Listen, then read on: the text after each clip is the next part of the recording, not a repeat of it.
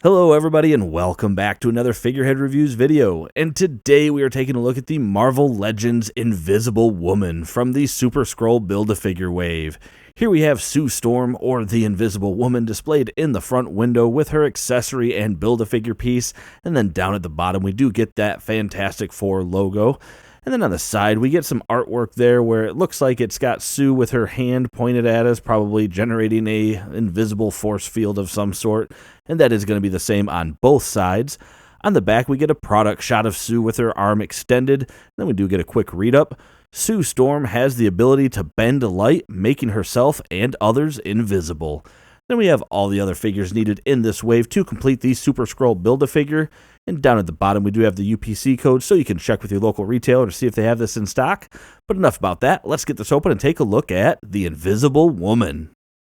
And here is the Invisible Woman outside of her packaging. And I will tell you right out of the gate, my biggest gripe with this figure is the fact that Hasbro has once again given us the high heels on a female figure. I can't stand the heels on the figure. It makes them so difficult to pose. They become so out of balance that any type of dynamic posing you do, it can be so tricky to get them in those poses and still look good. I had to use a peg stand just to get her to stay upright in any pose where she was not standing completely straight up, and that is very annoying for sure. The other side of that too that's kind of interesting, a side effect, is boy, it really makes her legs look long. I actually checked, her legs aren't any longer than they were on the Walgreens version. It's just those heels really make them look that much longer. So, I mean, I guess I'm okay with long legs, so, that's fine. Now, she does come with one accessory, which is going to be this invisible force field, and that's going to peg into, or rather port into, her open hand that she has, just with a little slot there, and it just slides in and holds in with pressure, so no big deal there. And it's decently sculpted and looks cool. However, my biggest gripe is already when I have it sitting against the white fabric that I use here for my review station, it is really yellow already. So I get that having a plastic be crystal clear can be difficult. Maybe it's not the cheapest method and things like that, but the fact that it's already showing some yellow right out of the packaging really makes me wonder what it's going to look like in 5 years. How yellow is it going to be then? If you have it on display in a room where it might be exposed to UV light, especially, it's going to be showing off some of the yellow then. So that is a little bit of a concern that I do have with that. Now, when standing straight up, the Invisible Woman is coming in at 6 1/4 inches tall, which makes her about 15.9 centimeters, and that is all heel. She is almost as tall as her brother, and that is definitely because she's probably gaining, at least 1/4 inch, I would guess, out of those high heels. Her Walgreens version is definitely shorter, and she is flat-footed, so it's definitely the heels where the height is. Now, with that being said, though, we've already talked about the main accessory. She also comes with her Build-A-Figure piece, but we're going to look at that later.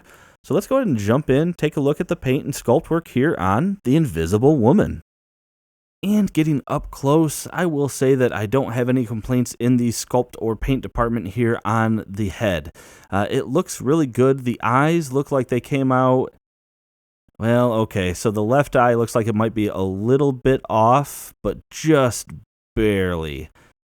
Yeah, just ever so slightly. It came out a little too high, I think. But it doesn't really detract from the figure that much. Boy, I don't know, maybe it does. Boy, I said that, now I'm looking at it, now I'm wondering if her eyes are too far apart too, but I don't know, it's still a good-looking head sculpt. It is going to be the same one that we had with the Walgreens figure, and we can even see that we get the two tones there on the lipstick. You actually have the red and a little bit of pink there on the bottom lip, so that's actually kind of surprising that we have that extra paint there.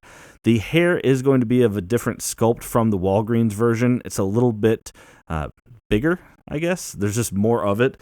I guess for comparison, I know I don't normally do this, but I had Sue over here.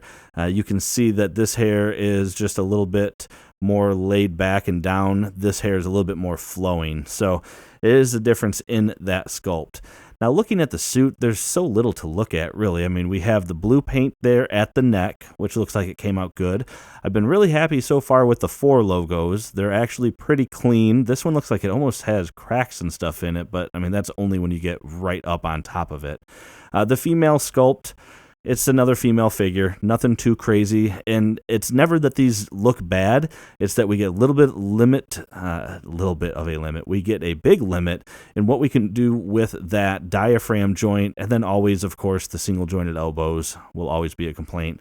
But just like her brother, we can see that we do have the notches there on all the knuckles when we're looking at the gloves.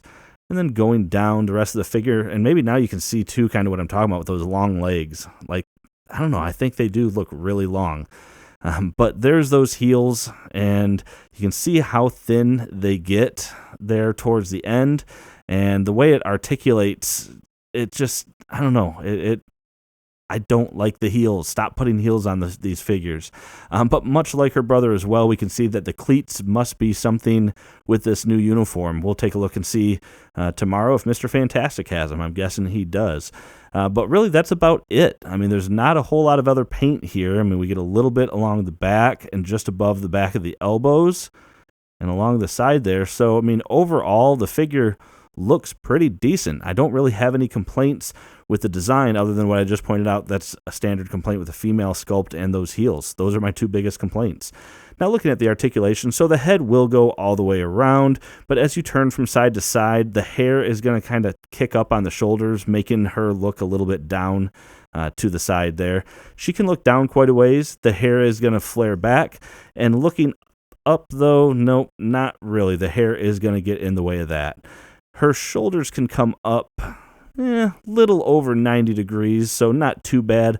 Full rotation, as I just mentioned, single jointed elbows with a rotation at the elbow. Then we do have rotation and a hinge at the wrists. And then that diaphragm joint that I talked about as well. So you get a little bit of side-to-side action there. Crunching forward, not really at all. Crunching back quite a ways. And I did notice, too, that if it'll focus, mine has a little bit of blue there, and I thought maybe I had scratched it, but then in looking at it, this is molded in black and painted with blue, so that blue must just be just some paint that got on the figure. I'll have to maybe just take it off, but either way, you can't see it. But the diaphragm joint is a bit limiting, mostly because you can't crunch forward really at all, and that's disappointing.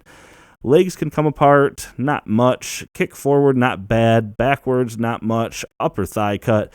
Double jointed knee. Boy, that is really rubbery. Maybe that's just mine. That's a really rubbery knee there, but a double jointed knee, and then you do get the hinge and that ankle pivot.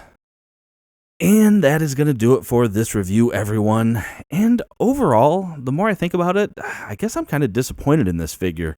I mean, the effects piece here having as much yellow in it, and I really do hope this is coming through as much as it is in person, but having the yellow in it is a bit of a disappointment because I really do wonder what this is going to look like in a few years. Thinking about, I know it's a little flexible, but I wonder what it would take to maybe do some like UV resistant clear resin. See if I could make my own. But aside from that, the heels make it frustrating because I have here the stand that even to get a pose like this, she has to have the stand on there. And the limited female articulation. I mean, this is an outdated female body sculpt, and it just gives us issues. So you combine that with the heels, and really the only reason to get this figure is because she's a quarter member of the Fantastic Four, and you can't have the Fantastic Four without all 4 of them. So it kind of seems like you might just have to get her because we need to have her in the selection or collection, because otherwise I could see a lot of people just not really caring to have this figure in terms of the quality. The head sculpt is good and the paint was done well, but yeah, overall, I think I'm a little disappointed in this. I mean, and it has nothing to do with the concept. I don't care. The new suits are fine, whatever. Yeah, it's just frustrating. I hope the next release that we get, they get rid of the heels. That is the biggest thing. Get rid of the heels minimum. And I mean, I can tolerate the female sculpts I have for a long time, but it would be cool to get something new. But anyway, with that being said, that is it for the review. Hit that like button if you like it. Subscribe for more content just like this. And aside from that, thanks for watching my video, and have a great day.